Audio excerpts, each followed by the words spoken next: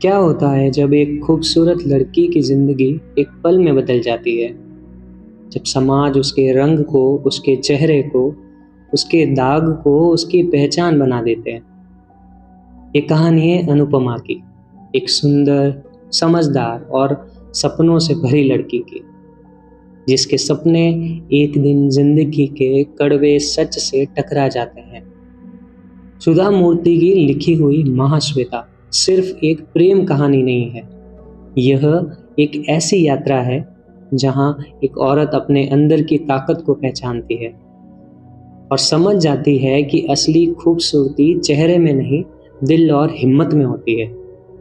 तो तैयार हो जाइए एक ऐसी कहानी सुनने के लिए जो दिल को छू जाएगी और सिखाएगी कि हर दाग के पीछे एक कहानी होती है, एक नई शुरुआत की।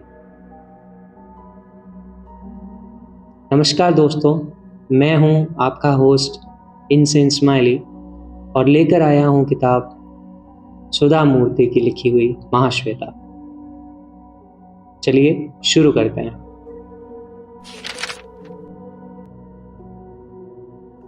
अनुपमा गिरिजा की हरकत के बारे में आनंद को लिखने में भी झिझकती थी। गिरिजा उसकी सगी बहन है, खुद तो परसों आई हुई पत्नी। अनुपमा उलझन में थी। इधर गिरिजा श्रीमंत घराने की लड़की, सुंदरी, ऐश्वर्य की अकड़ वाली। भाभी सुंदरी जरूर है मगर गरीब घर की और साधु स्वभाव की। यह बात गिरिजा बहुत अच्छी तरह जानती थी। गिरिजा ने अपनी माँ से कहा, माँ, हम 2 दिनों के लिए बॉलीवुड हॉलीवुड ट्रिप पर जा रहे हैं, कॉलेज से आयोजित है। लड़के भी जा रहे हैं क्या? राधिका ने पूछा। हाँ, मगर साथ में लेडी टीचर भी जा रही है, कहकर गिरिजा ने माँ को मना लिया। राधिका को वंश परंपरागत अमीरी आनुवांशिक देन के रूप में मिली थी। पिता, पितामह, प्रपितामह के समय से ऐश्वर्य का प्रभाव बहते हुए आया था। अधिकारस्थ वंशस्थ होने से डायबिटीज भी आई थी। बात प्रकृति की होने की वजह से सुबह शाम घंटों तक पूजा पाठ करते एक ही जगह बैठने से शीघ्र थक जाती थी। बाजू वाले घर की सुंदर अक्का के घर से आमंत्रण आया कि शाम को पोते के जन्मदिन के अवसर पर आरती में शामिल हो। गिरिजा ट्रिप पर गई थी, इसलिए राधिका ने अनुपमा को आज्ञा दी। अनुपमा, तुम आरती में होकर आओ, मेरे पैरों में दर्द है, मैं जा नहीं सकती। बड़े घर की बहू होते हुए अनुपमा अकेली इधर उधर जा नहीं सकी। कहीं जाना भी हो तो अक्सर कार और ड्राइवर हाजिर रहते थे। शुरू में यह ठाट बाट अनुपमा को अच्छा लगा। कुछ दिनों के बाद ये सब सोने के पिंजरे में रहने जैसा लगा। वह अपना स्वतंत्रता खो बैठी थी। सास के आज्ञानुसार सर्व अलंकार भूषित अनुपमा कार में बैठकर अत्यंत सुंदरी और मोहिनी दिखती थी। इधर इस पर राधिका को बड़ा नाज और अभिमान था। हर अमीर घराने में धूमधाम से आरती का आयोजन किया जाता है। सभी सुमंगली बंधु बांधव उत्साह से शामिल होते। अनुपमा अपने सौंदर्य से सबको आकर्षित कर रही थी। सुंदर अक्का के घर में भी ऐसा ही हुआ। वहां अनुपमा की पुरानी सहेली कमला आई हुई। कमला गिरिजा की सहपाठी थी। अनुपमा ने कमला से पूछा, कमला, तुम हॉलीवुड बॉलीवुड ट्रिप पर नहीं गई? कौन सा ट्रिप? स्कूल ट्रिप के लिए थोड़े ही है। कॉलेज में कोई कहीं भी नहीं जा रहा है, अब सेमिनार चल रहे हैं। आराम से खाना खाते खाते गले में पत्थर अटका जैसा महसूस हुआ अनुपमा को। वह दंग रह गई। कुछ गड़बड़ है, फिर भी ससुराल की इज्जत बचाने का विफल प्रयास कर रही थी।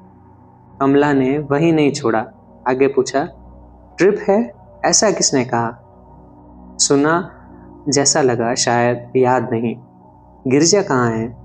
अनुपमा जिंदगी में बहुत कम बार झूठ बोली थी, किंतु फिलहाल उसे झूठ बोलना ही पड़ा।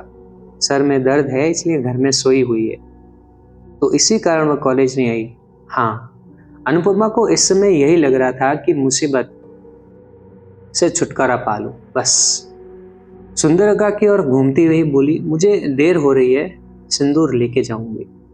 इतने में सुंदर अक्का की बेटी ललिता वहां पहुंच गई। उसने अनुपमा से कहा, अनुपमा बैठो ना, और क्या समाचार है? नया नाटक वगैरह कर रही हो कि नहीं? इतने में कमला बोली, ललिता एमए खत्म कर तुम घर में बैठी हो। श्रीमंत अनुपमा घराने की बहू है, काम काज के लिए नौकर चाकर है, उसके पास बहुत समय है, वह कुछ भी कर सकती है। बस चुप हो जाओ बेटी। राधिका की बहू और नाटक। राधिका को पता चल गया तो हार्ट फेल हो जाएगा। शादी के पहले जो हुआ सो हुआ, अब ऐसा कुछ नहीं चलेगा। कुलीन घराने के लोगों के लिए नाटक वाटक करना गलत है।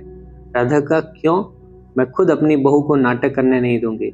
सुंदरका ने अपना फरमान सुनाया।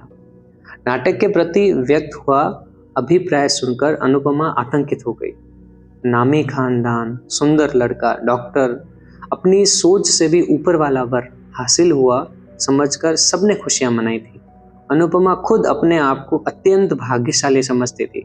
हॉस्टल की सब सहेलियों ने जिंदगी हो तो अनुपमा जैसी, सब पूर्वायोजन किया जैसा, मेड फॉर ईच अदर, सुखांत नाटक के जैसा कहकर ज्यादा संतोष और थोड़ी असूया जाती थी। मगर ऐसे घर में कला के प्रति घृणा देखकर अनुपमा को अपने हृदय पर किसी अव्यक्त शक्ति द्वारा वार किया जैसा महसूस हुआ। प्राय आनंद के लौटने के बाद उसको समझा बुझाकर अपनी कला साधना क्रियाशील रखने की मनोगत भावना व्यक्त कर उसकी सदा सहायता से कुछ हो सकेगा, ऐसी आशा का भाव अनुपमा का हौसला बढ़ाता था। संतोष से बाहर निकली अनुपमा भरा हृदय लेकर वापस आई। उसके दिमाग में गिरिजा की हरकत और नाटक के प्रति व्यक्त घृणा ने आंधी फैलाई थी। गिरिजा वापस आ गई। ट्रिप के पीछे वाला रहस्य सिर्फ अनुपमा को ही पता था, किंतु अनुपमा मजबूर थी। गर्मी में अचानक आने वाली बारिश से जो सांत्वना मिलती है, वही आनंद के खतों से अनुपमा को मिलती थी। वहां आनंद की जिंदगी अपना विरह, अकेलापन सहा नहीं जाता था। तब सोचती थी, भगवान मेरे भी पंख होते तो उड़ जाती अपने इष्ट देव के पास। शाम के समय राधिका पुराण वाचन सुनने के लिए गई थी। अनुपमा पहली मंजिल पर स्थित झूले में बैठकर आनंद का खत पढ़ रही थी, बार बार पढ़ रही थी। तभी गिरिजा आई और क्रोधित स्वर में बोली, अनुपमा आपने मेरे निजी मामले में दखल क्यों दिया? अचानक हुए इस प्रकार के व्यवहार से अनुपमा घबरा उठी। वह खड़ी हो गई। वह घबराहट से थरथरा रही थी, मगर ये समझ नहीं पाई कि बात क्या है। मैंने क्या किया है गिरी? आपने कल कमला से मेरी तबीयत ठीक नहीं ऐसा कहा था और बॉलीवुड हॉलीवुड ट्रिप के बारे में पूछा। बातों बातों में पूछा था, उद्देश्य पूर्वक नहीं। मैंने ये भी नहीं कहा कि तुम ट्रिप पर गई हो। तुम्हें गलतफहमी हो गई है। गलत भी नहीं, सही भी नहीं। आपको शक है कि मैं ट्रिप पर नहीं गई। तुम गई या नहीं वह तुम्हें मालूम, मगर गिरी, मैं तुमसे बड़ी होने के नाते एक बात कहूँ। गिरिजा कुछ नहीं बोली। तुम जिस रास्ते पर चल रही हो वह ठीक नहीं, तुम्हारे खानदान के लायक नहीं है, इतना ही कह सकती हूँ। आपका उपदेश मुझे नहीं चाहिए। मेरी माँ और भाई है पूछने वाले। आप नाटक के प्रेम पात्र लड़कों के साथ प्रेम का अभिनय करती हो, क्या वह सही है? वह नाटक है, जिंदगी नहीं। आज तक मेरा नाम कहीं बिगड़ा नहीं। गरीब को अचानक अमीरी हासिल हुई तो क्या होगा? वैसा हुआ है आपको? मुझे समझाने की कोशिश मत करना। आज तक मुझे किसी ने कुछ कहने की जरूरत नहीं की। चाहूं तो मैं आप खुद को समझाऊंगी। अनुपमा गिरिजा की बातों से घबरा गई। इतने में किसी के अंदर आने की आहट सुनाई पड़ी। अनुपमा चुप हो गई। राधिका पधार रही थी। माँ को देखते ही गिरिजा अपनी आवाज और भाव बदलती हुई गदगद कंठ से बोली, माँ, भाभी को ऐसा शक है कि मैं ट्रिप पर गई नहीं, इसलिए उन्होंने कमला से पूछताछ की है। कॉलेज से मैं बेइज्जत हो गई। कहती हुई वह सुबक सुबक कर रोने लगी। राधिका ने दर्द भरी आवाज में पूछा, अनुपमा क्या ये सत्य है? छोटी बात बड़ा बवंडर बनने वाली है, बड़ा मानसिक विरस फैलने वाली है। सोचकर अनुपमा ने कहा, सासू जी, बातों बातों में पूछा था, इससे आप और गिरी को दुख पहुंचा हो तो मुझे माफ करना। उसकी सुंदर आंखों से आंसू टपक रहे थे। वैसे ही वह अपने कमरे में चली गई। राधिका ने गिरिजा को देखते हुए पूछा, गिरिजा सच बोलो, कहाँ गई थी?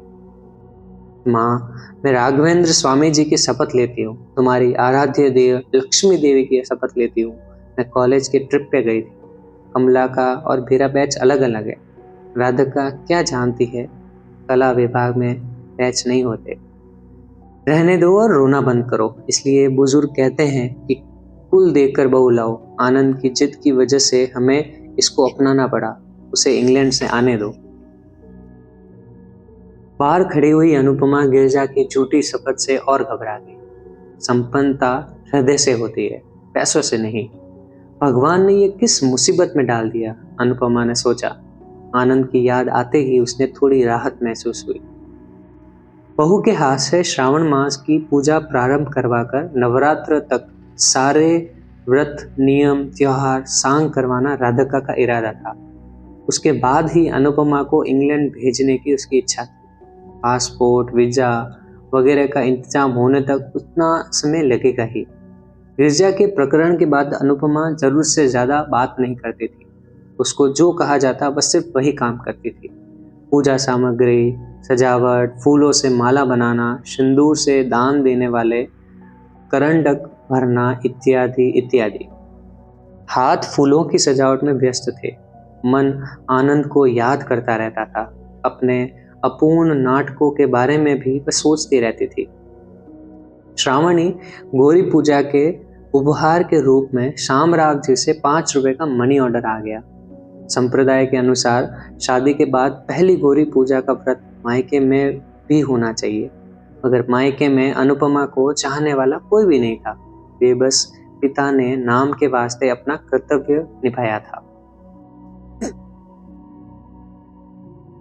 5 रुपए का मनी ऑर्डर देखकर राधिका क्रोध से लाल हो गई।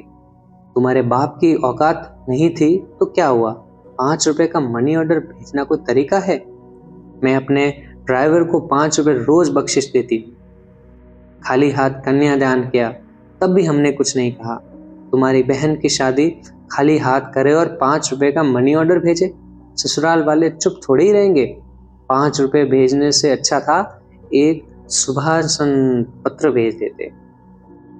श्रावण की बारिश की तरह राधिका अनुपमा पे बरस पड़ी, मगर अनुपमा क्या करे? वह असहाय थी, बेबस थी, परदेसी थी। सौतेली माँ क्यों यह सब करती? कष्ट के काले घने बादल छाए रहे। एक आनंद ही उसको उजाले की और ले जाने वाला सहारा था। श्रावण शुक्रवार मनाने वाली लक्ष्मी पूजा बरसों से लक्ष्मी निवास की शानदार पूजा थी। इसको वैभवपूर्ण रीति से संपन्न करने के लिए राधिका बहुत मेहनत करती थी। घर में स्थित सारे जेवर, सोने के गहने 4 भाग में बट गए। अनुपमा, गिरजा खुद अपने लिए और चौथा हिस्सा लक्ष्मी देवी के नाम पर रखा गया। सुमंगलियों को खास आमंत्रण देकर उनको फूल, प्रसाद, सिंदूर बांटकर आशीर्वाद प्राप्त किया जाता था। ऐसे ही समय में पूजा के समय धूप जलाने के लिए अंगार की जरूरत पड़ गई। नारायणाचार्य जल्दबाजी कर रहे थे। उनका इरादा शुभ मुहूर्त में लक्ष्मी पूजा संपन्न करना था। राधिका को उनकी पूजा पद्धति पर प्रबल विश्वास था। वह सोचती थी इसी कारण लक्ष्मी अपने घर में स्थिर रूप से ठहरी है। उन्होंने अनुपमा की ओर देखा। अनुपमा ने धधकते हुए 2-3 अंगारे चिमटे में पकड़कर धूपदान में डाले। जल्दबाजी में एक अंगारा हाथ से छूटकर अनुपमा के पांव पर गिरा। जलन और दर्द दोनों सहकर अनुपमा ने उसको उठाकर बाहर फेंक दिया। पूजा संपन्न होने के बाद तक जलन हो रही थी।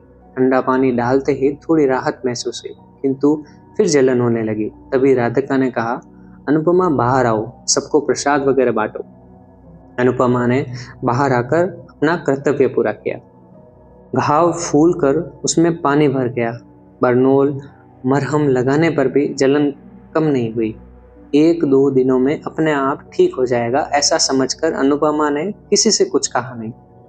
कहती भी तो हमदर्दी दिखाने वाला कोई था ही नहीं।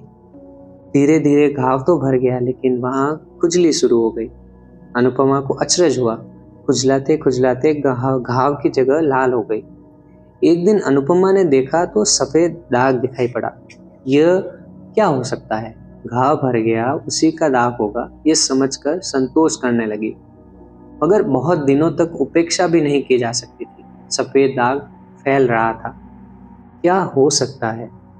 अनुपमा को शुरू में पता नहीं चला। जैसे जैसे दिन बीतते गए अनुपमा को पता चल गया कि यह कुष्ठ रोग है और उसमें भी श्वेत कुष्ठ है। अनुपमा के हृदय को बड़ा धक्का लगा। अनुपमा का फीका चेहरा देखकर राधिका ने सोचा, पति विरह से ऐसा हुआ होगा। हम कितने भी प्यार से देखभाल करें, पति का प्यार तो दे नहीं सकते। इतने में शामराव जी से संदेश आया कि वसुधा की शादी तय हो गई है। लड़का लक्ष्मी कोऑपरेटिव बैंक में क्लर्क है। 6 महीने बाद शादी होगी। लड़के की दादी माँ सख्त बीमार थी। उसके इच्छानुसार लड़की पसंद होते ही औपचारिकताएं संपन्न कर चुके हैं। पूर्व सूचना के बिना ये मंगल कार्य निपटाया, इसलिए अनुपमा को अन्यथा नहीं सोचना चाहिए। वसुधा की शादी का समाचार संतोषजनक ही है। वे बुलाए या ना बुलाए, अनुपमा तो जाने की स्थिति में नहीं थी। शंकित बीमारी भयंकर थी और भयानक अंजाम पैदा करने वाली थी। उसका इलाज करवाना जरूरी है, वह भी किसी को पता ना चले। इस तरह अनुपमा ने सोचा। कितना कष्ट साध्य मामला है।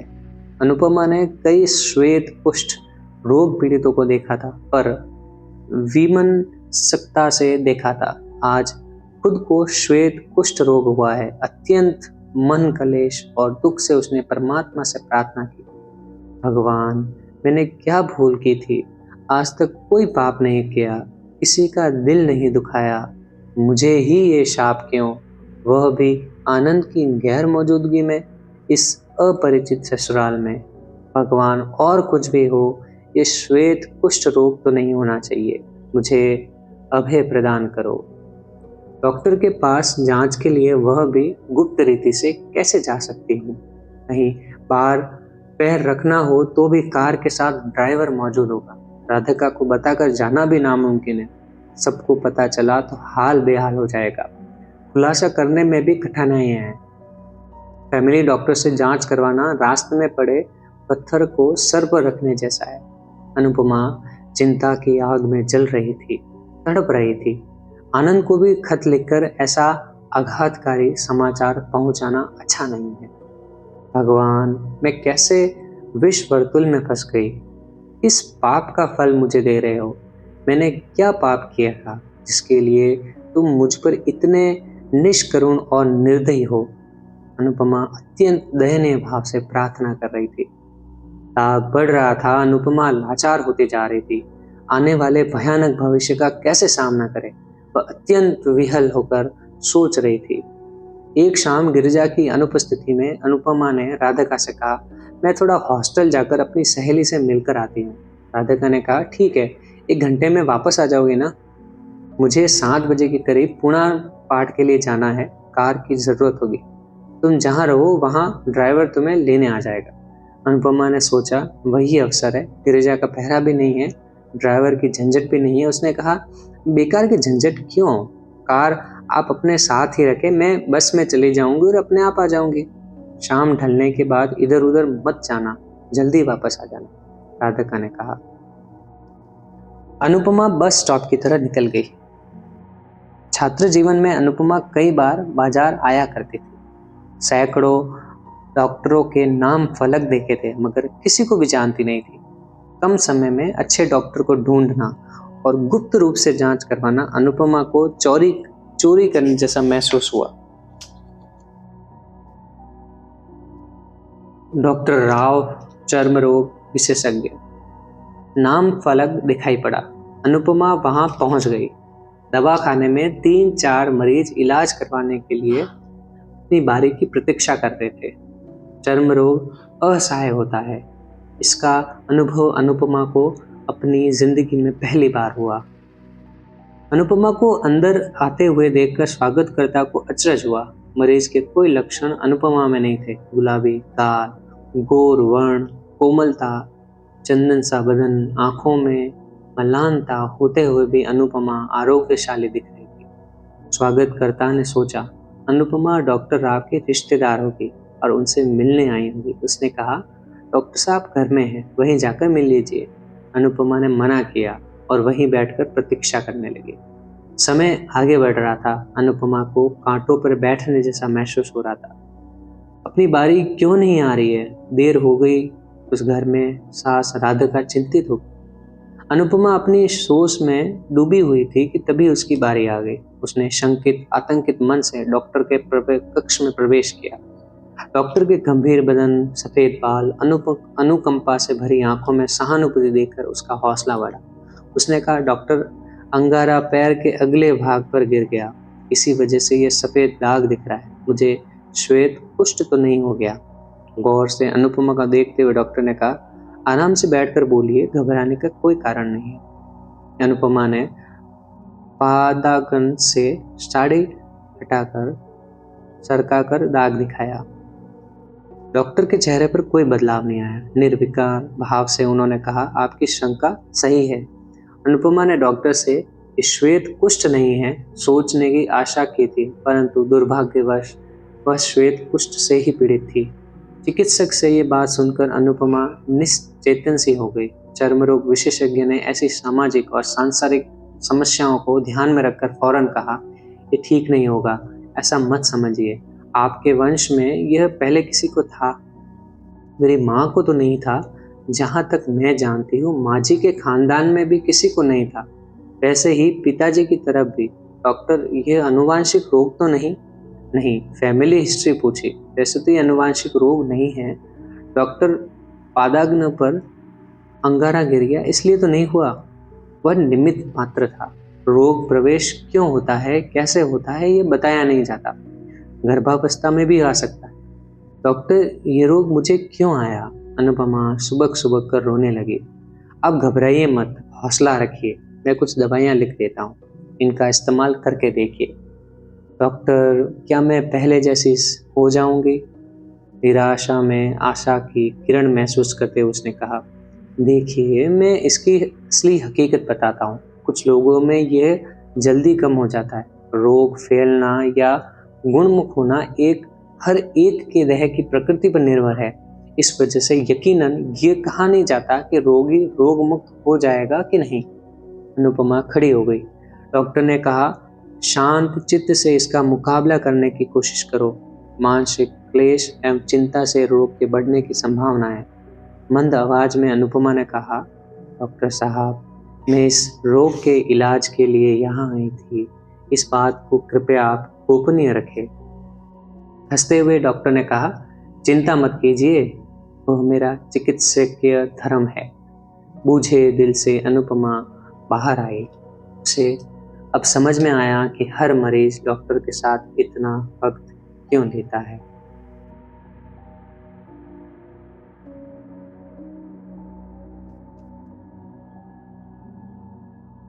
तो दोस्तों, ये हम पढ़ रहे थे किताब महाश्वेता, सुधा मूर्ति की लिखी हुई। तो मिलते हैं हमारे एक और नए एपिसोड में। तब तक कहानियाँ सुनते रहिए, कहानियाँ जीते रहिए और अपना ख्याल रखिएगा। शुक्रिया।